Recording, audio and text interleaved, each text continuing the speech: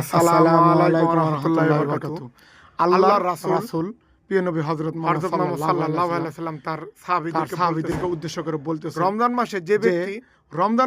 যে ব্যক্তি রোজা করতে পারল না, রোজা না রাখার মতন হতভাগ্য এই দুনিয়াতে সে যদি রমজান মাসে একটি রোজার পরে আর যদি রমজানের পরে ঈদের পরের দিন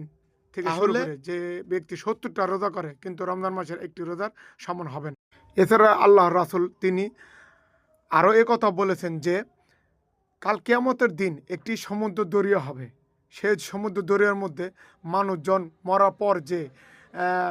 গলে গিয়ে পুষ বিভিন্ন ধরনের